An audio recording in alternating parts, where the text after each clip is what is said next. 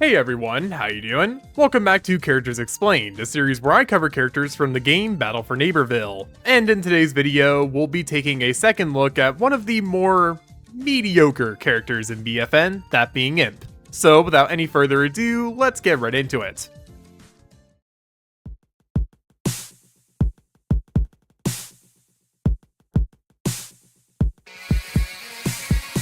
Imp's background with this franchise is a pretty interesting topic within itself, as this character has a lot of history with this franchise. From the days of PVZ 1 to the recent chaos of PVZ 3, this zombie has been everywhere, but generally speaking, every variation of it is pretty much identical, with it being a frail attacker. But the shooter games, being the games they are, decided to make Imp a stronger character, giving him a diva-esque kit. Fun trivia, by the way, he was made before her. So Blizzard, you've got some questions to answer. Jokes aside, there's not much more I want to cover here, so we'll move on to the basic stats of this character. Imp has 75 HP, which makes him tied with Acorn and Nightcap for having the least amount of HP in the game. He also dual wields his primary weapons, the Imp Blasters, and these deal 4.5 damage normally, with the critical hit being 5.4 per shot. He has 56 ammo, and his rate of fire is 725. Now this may seem pretty weak, and yeah, he kind of is, but he does have a unique secondary jump that allows him to hover temporarily, so that's neat I suppose. Okay, but in all seriousness, his abilities kind of make up for this weakness, so let's cover those next. We'll separate his normal abilities from his mech abilities, so we'll start with Gravity Grenade first. This ability is quite simple. When activated, Imp throws a grenade that, upon hitting an enemy or surface, will explode into a gravity orb that pulls in any enemy in his AoE. Now this is fine, but there's a couple of issues. First of all, the AoE is super small, and you can't even fit a character like Oak into it, so that sucks. But also, some characters can just flat out escape. Pea Shooter, Citron, Nightcap, and I'm sure I'm forgetting some too. Overall, it's just a meh ability, even if it is useful sometimes. The other normal ability is Imp Kata, which makes Imp rotate in a circle, dealing damage to literally everything in his AoE while he's spinning. The damage ramps up, but the total possible damage it could do is 226.2, assuming you hit every shot. It's also fine, but wow, it is weak as frick for the amount of time it takes to use. It's kind of like Fung Fu if Fung Fu was legitimately slow. I mean, it kind of is, but we'll pretend like it isn't for this example. So this ability can be good, but the ramp up time, again, it's just such a burden. But that's just half of what Imp is capable of, because as I mentioned before, he has a mech. This is basically a separate character, but it is tied to an ability, so I should cover that first. The Z-Mech has a cooldown of 90 seconds, and 61 when you first spawn in as Imp. When activated, Imp will be rendered immune to all damage temporarily, and he will enter his mech. And once he's in there, that's when he gets access to 3 new abilities. But before we can cover that, let's cover his new stats. The Z-Mech has 350 HP, with it also having 15% armor, which means that incoming damage will do less than normal. But to compensate for this, the mech also cannot regenerate health on its own via natural means. So it's strong, but not overpowered. It also has a new primary, with this one dealing 5 damage per shot normally, with 6 being the critical damage. It has an overheat mechanic, with the total amount of consecutive shots required to hit it being around 60, give or take. Finally, the sustainable rate of fire is 551.02, with the true rate of fire being 816. So overall, the Z-Mech is a pretty powerful tool, but it does have one downside that we need to discuss before we can move on, and that's the fact that it can only stay active for 90 seconds total before Imp needs to jump out. To make things more fair though, Imp also doesn't die if the mech is destroyed, as he can leave it here too. So it makes the ability more like a temporary buff than anything else. Alright, now we'll quickly discuss the mech abilities. First up, we have Missile Madness, which is an ability that opens a rocket-filled compartment of the mech itself. It then fires these rockets, with each individual rocket dealing 28 damage with 14 splash. There's not much else to say here, it's just a solid ability. Next up is Explosive Escape, which is basically a manual detonation of the Z-Mech. When activated, Imp will exit the Z-Mech, and after around 3 seconds, the mech will explode, dealing 250 damage to anything within its radius. It's immensely powerful, though it does come at a cost, so be wary of that. Finally, we have Bionic Bash, which makes the mech bash the ground to deal damage to any enemy within its vicinity. The damage is 75, and there's not much more I can add here. So that is Imp's basic stats and upgrades. He's overall an interesting character, though that's probably because he's so weak on his own. But that being said, we still have to look at his upgrades, so let's cover those next.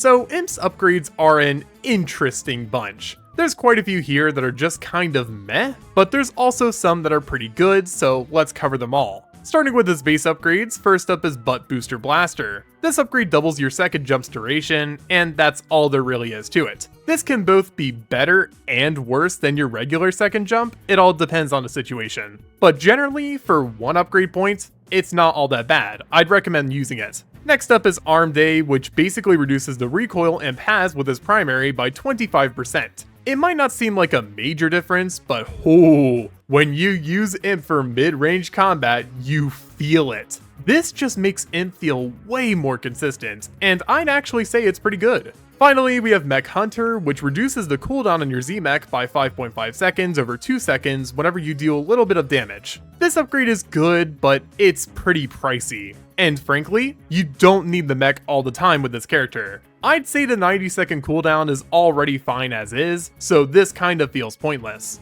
Now, with that being said, this is still something that I would recommend running if you're not confident playing this character outside of his mech, as it does help build confidence with the whole shooting at others to get mech faster gimmick. So overall, it's still good regardless of how you look at it. Now we'll move on to the ability upgrades, and first up are his base ability ones. Supermassive is the only gravity grenade upgrade, and it increases gravity grenade's radius. It's honestly not that good because it barely fixes what's wrong with this ability in the first place. Moving on.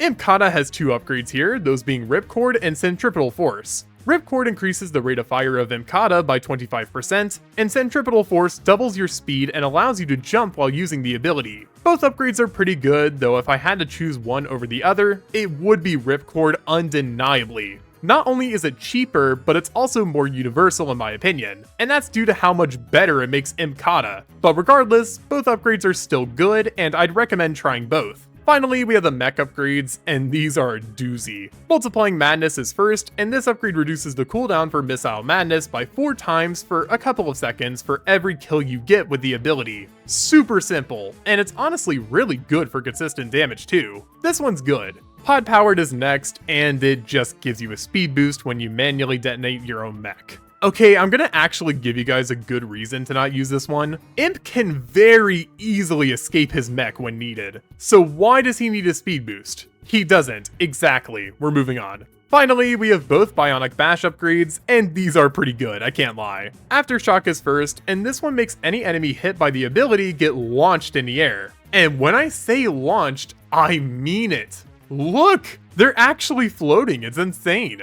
This is good for specifically game modes like Gnome Bomb, which is a bummer because that mode is no longer playable with Imp, but I digress. Still a pretty good upgrade, all things considered. Energize is the other upgrade, and this one does multiple things. First of all, every successful hit with the ability gives your mech 12.5 seconds of mech time back, and yes, that does mean that you could hypothetically have an infinite mech. It also gives 25 HP for the mech back with these successful hits too, and this one actually stacks with more than one target. Overall, this upgrade is very good for obvious reasons, and if you want your mech to stick around, use this. So that is all of Imp's upgrades. Like I said before, his upgrades are pretty interesting, but we're not done with them yet. We've still got one more thing to cover, that being the example builds I made. First up is my own personal build using Critical Blow, Ripcord, and Butt Booster Blaster. You may notice that this is not a mech-centered build, and that's because I feel like Imp himself needs the survivability, so that's why he got most of the upgrades here. But yeah, this build is pretty self-explanatory, it's pretty ability-centered. Next up is a mech build using Mech Hunter and Energize. Wow, what a way for me to contradict my own words, because this is entirely centered around the mech.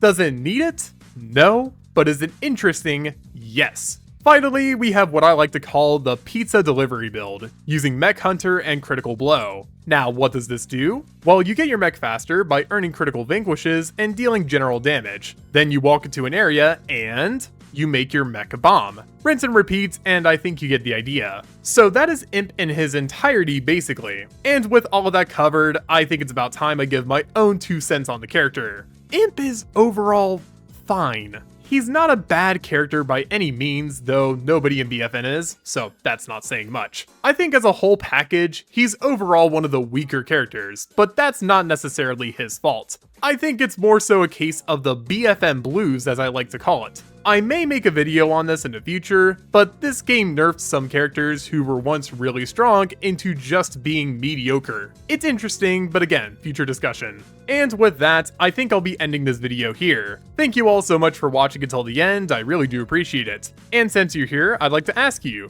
do you think Imp is some underrated gem, or do you think he's just meh? Tell me your thoughts and more on this character in the comments down below. And if you're new around here and you like what you saw, then maybe consider subscribing too. It helps me out a ton. Now as for me, I gotta get back to some pizza deliveries. So I'll see you guys in my next video. Peace.